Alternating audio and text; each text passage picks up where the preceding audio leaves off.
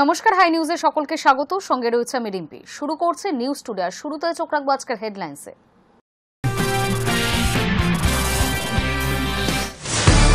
আরজিকর ঘটনায় বছর পার, বিচারের দাবিতে নবান্ন অভিযানের ডাক নাগরিক সমাজের। উপস্থিত নির্যাতিতার বাবা মাও, অভিযান রুখতে তৎপর পুলিশ। হাইকোর্টের নির্দেশে রাজ্য জয়েন্ট এন্ট্রান্সের ফল প্রকাশে তৈরি আইনি জটিলতা, কলেজে ভর্তিতে জট অব্যাহত। সমস্যার সমাধানে হাইকোর্টের নির্দেশকে চ্যালেঞ্জ করে সুপ্রিম কোর্টে দ্বারস্থ রাজ্য। যত দিন যাচ্ছে তত বাড়ছে যাত্রী সংখ্যা, এবার বাড়ল মেট্রোর সংখ্যাও। সোমবার থেকে শহরের একাধিক রুটে বাড়ানো হল মেট্রো। ট্রাম্পের শুল্ক বানের পাল্টা দিল ভারত, আমেরিকা থেকে অস্ত্র বিমান কেনা বন্ধের সিদ্ধান্ত নয়াদিল্লির। আমেরিকার সঙ্গে শুল্ক যুদ্ধের মাঝে পুতিনকে ফোন মোদি। রুশ ইউক্রেন যুদ্ধ, ভারত রাশিয়া চুক্তি সহ একাধিক ইস্যুতে কথা দুই রাষ্ট্রপ্রধানের। লাগাতার বৃষ্টিতে দুর্ভোগ উত্তরবঙ্গে, রুদ্র রূপ ধারণ তিস্তা সহ একাধিক নদীর। ভুটান থেকে আসা জলের তোড়ে বিচ্ছিন্ন কালচিনি ব্লকের সেন্ট্রাল ডুয়ার্স এলাকা, ঘরবন্দি সাধারণ মানুষ।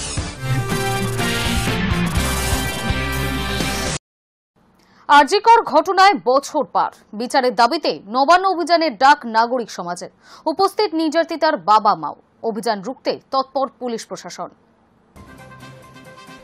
আরজিকর কাণ্ডের এক বছর পার, বিচারের দাবিতে শনিবার নবান্ন অভিযানের ডাক নাগরিক সমাজের। তাতে উপস্থিত নির্যাতিতার বাবা মাও। তৃণমূল বাদে সমাজের সর্বস্তরের মানুষকে এই অভিযানে সামিল হবার আহ্বান জানানো হয়। স্বভাবত নবান্ন অভিযান ঘিরে শহরে সম্ভাব্য উত্তেজনা এড়াতেই কড়া প্রস্তুতি নেওয়া হয়েছে কলকাতা পুলিশের তরফে। লালবাজার তরফে জানানো হয়, শনিবার ভোর 4টে থেকে রাত 10টা পর্যন্ত শহরের বেশ কিছু গুরুত্বপূর্ণ রাস্তায় যান চলাচল নিয়ন্ত্রণে।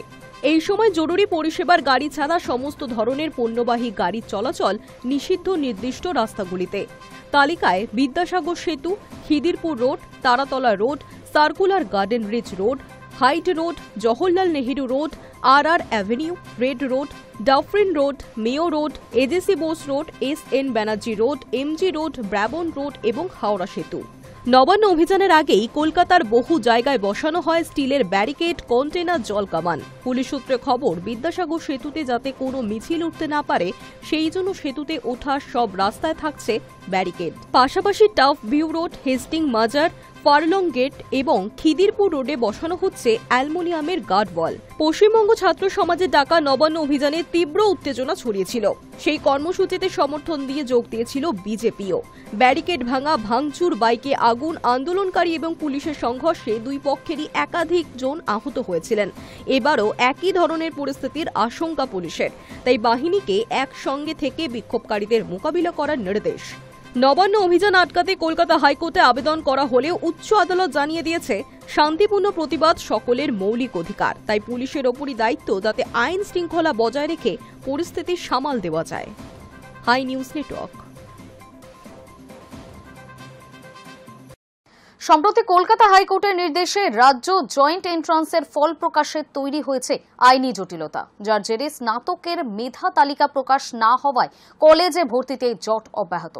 এবার এই সমস্যার সমাধানে হাইকোর্টের নির্দেশকে চ্যালেঞ্জ করে সুপ্রিম কোর্টের দ্বারস্থ হবে রাজ্য। শুক্রবার সাংবাদিকদের বিষয়টি জানান শিক্ষামন্ত্রী ব্রাত্য বসু। কলকাতা হাইকোর্টের নির্দেশে রাজ্য জয়েন্ট এন্ট্রান্সের ফল প্রকাশে তৈরি হয়েছে আইনি জট।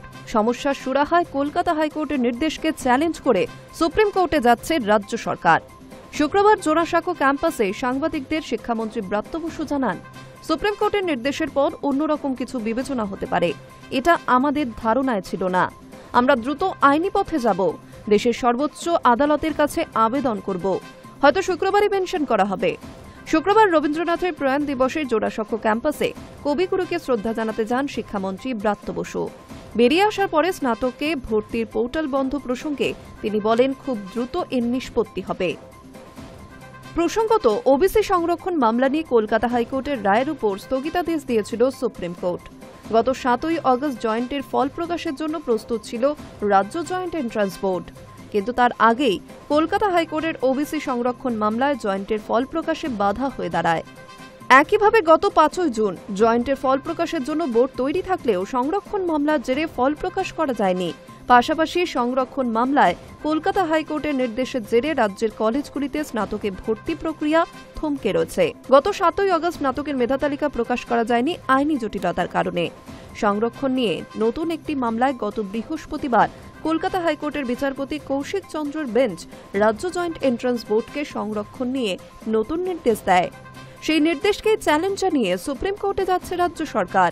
এর আগেও একাধিক মামলায় রাজ্যের শিক্ষক নিয়োগ থমকে গিয়েছিল।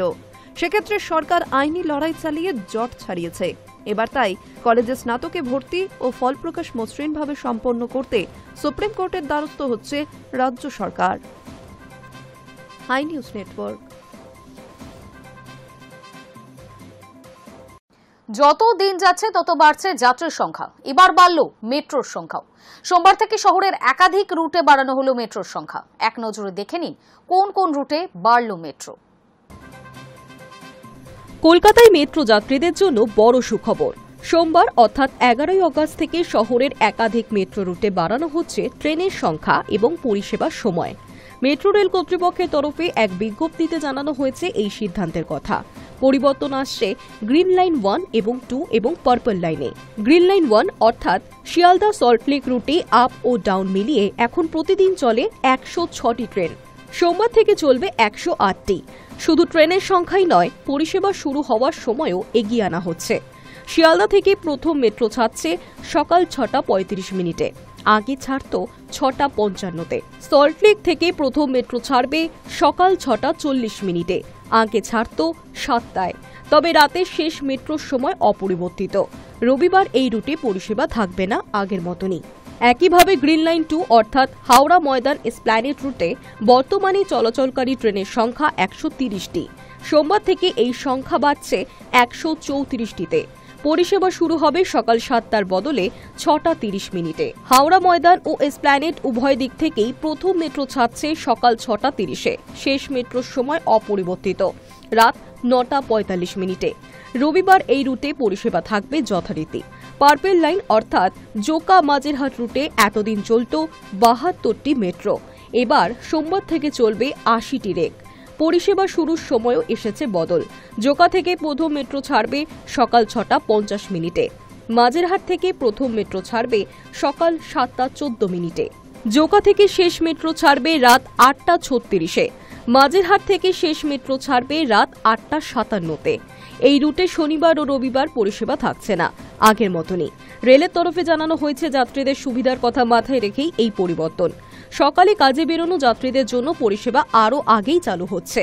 পাশাপাশি মেট্রোর সংখ্যা বাড়ানোয় ট্রাফিক চাপও কিছুটা কমবে বলেই মনে করছে কর্তৃপক্ষ। Hi news network. Sealdah Ranaghat রুটে চালু এসি লোকাল, যা নিয়ে যাত্রী মহলে উৎসাহ দেখা দিয়েছে। কিভাবে ট্রেনটি পরিষেবা দেবে, কত টাকায় বা ভাড়া, সবই রেল কর্তৃপক্ষের তরফে বিবৃতি দিয়ে জানানো হয়েছে। তবে নিয়ম মানা না হলে কি শাস্তি হতে পারে তাও জানিয়ে দিল রেল। রবিবার উদ্বোধন আর সব ঠিকঠাক থাকলে সোমবার অর্থাৎ 11 আগস্ট থেকে যাত্রী নিয়ে ছোটা শুরু করবে শিয়ালদা রানাঘাট এসি লোকাল। ইতিমধ্যেই ভাড়ার তালিকা এবং সময়সূচি ঘোষণা করেছে পূর্ব রেল। তবে যাত্রীদের প্রশ্ন, বিনা টিকিটে বা সাধারণ ট্রেনের টিকিট কেটে এই লোকালে চড়তে গিয়ে কেউ যদি ধরা পড়েন, সেক্ষেত্রে তার জরিমানা কত হতে পারে। রেলের তরফে জানানো হয়েছে, এসি লোকালেও সাধারণ ট্রেনের মতোই বিনা টিকিটে 250 টাকা জরিমানা, সঙ্গে ন্যূনতম ভাড়া দিতে হবে। শিয়ালদা থেকে দমদম ন্যূনতম ভাড়া 35 টাকা, অর্থাৎ ওই যাত্রীকে 285 টাকা দিতে হবে। এই ট্রেনেও থাকছে সামনে পিছনে দুটি লেডিস কামরা। বিনা টিকিটে যাত্রী ধরতে অবশ্য প্রচুর সংখ্যক টিকিট পরীক্ষক থাকবে এসি লোকালে।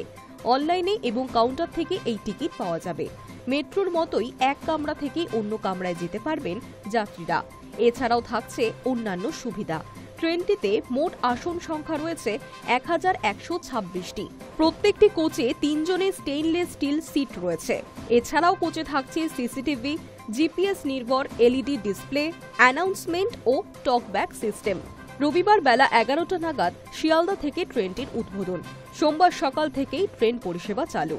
রানাঘাট থেকে ট্রেন ছাড়বে সকাল 8:29 মিনিটে। শিয়ালদায় পৌঁছবে সকাল 10:10 মিনিটে।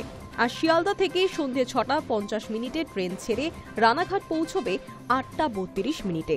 ট্রেনে রয়েছে 12টি কামরা। রেলের তরফে জানানো হয়েছে, এই এসি লোকাল যাতায়াতের পথে দাঁড়াবে চাকদা, কল্যাণী, কাঁচরাপাড়া, নৈহাটি, ব্যারাকপুর, খড়দা, সোদপুর, দমদম এবং বিধাননগর। শিয়ালদা থেকে দমদম তার ভাড়া ৩৫ টাকা, ব্যারাকপুর ৬০ টাকা, নৈহাটি ৯০ টাকা এবং রানাঘাট ১২০ টাকা। মাসিক টিকিট শিয়ালদা দমদম ৬২০ টাকা, ব্যারাকপুর ১,২৭৫ টাকা, নৈহাটি ১,৮১০ টাকা এবং রানাঘাট ২,৪৩০ টাকা। ট্রেনটি স্টেশনে পৌঁছানোর পর দরজা খুলবে এবং ছাড়ার আগে বন্ধ হবে। পুরোটাই চালক বা গার্ডের নিয়ন্ত্রণে থাকবে। আরও একটি এসি ট্রেন ইতিমধ্যেই এসে গিয়েছে, তবে কোন রুটে সেটি চলাচল করবে তা এখনো ঠিক করা হয়নি। Hi news network. ফের ভয়াবহ রেল দুর্ঘটনা, লাইনচ্যুত দুটি মালগাড়ি। শনিবার ভোরে দুর্ঘটনাটি ঘটে ঝাড়খণ্ডের চান্ডিলে। দুর্ঘটনায় বাতিল একাধিক যাত্রীবাহী ট্রেন। ঘটনাস্থলে রেল আধিকারিকেরা। শুরু হয়েছে তদন্ত। আহত বেশ কয়েকজন।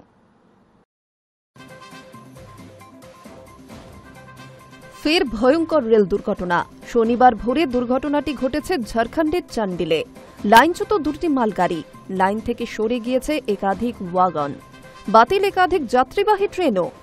ঘটনাস্থলে রেলের আধিকারিকেরা। শুরু হয়েছে তদন্ত। জানা যাচ্ছে আহত হয়েছেন বেশ কয়েকজন। টাটানগর থেকে পুরুলিয়াগামী লোহা বোঝাই একটি মালগাড়ি চান্ডিল স্টেশন থেকে কিছুটা এগিয়ে লাইনচ্যুত হয়ে যায়। সেই সময় বিপরীত দিক থেকে যাচ্ছিল আরও একটি মালগাড়ি। সেটি গিয়ে ধাক্কা মারে লাইনচ্যুত ওয়াগনগুলিতে। এই মুখোমুখি সংঘর্ষে দ্বিতীয় মালগাড়ির বেশ কয়েকটি ওয়াগন উল্টে যায়। খবর পাওয়ার সঙ্গে সঙ্গে ঘটনাস্থলে পৌঁছায় রেলের কর্মকর্তারা। ঘটনার তদন্ত শুরু হয়েছে। প্রাথমিক অনুমান কোনো যান্ত্রিক ত্রুটির জন্য গাড়িটি উল্টে গিয়েছে। এই ঘটনার জেরে ২০টি যাত্রীবাহী ট্রেন বাতিলও করা হয়েছে। রুট ঘুরিয়ে দেওয়া হয়েছে অনেক ট্রেনের। প্রভাব পড়েছে হাওড়া শাখা ট্রেনেও। উল্লেখ্য, এই ঘটনা যেন ওড়িশার বাহানাগার ভয়াবহ রেল দুর্ঘটনার পুনরাবৃত্তি, এমনটাই মনে করা হচ্ছে। একইভাবে দুর্ঘটনার কবলে পড়েছিল দুটি ট্রেন। তবে শনিবারের এই দুর্ঘটনায় মালগাড়ি থাকায় বড়সড় দুর্ঘটনা এবং কোনো প্রাণহানি এড়ানো গিয়েছে। Hi news network.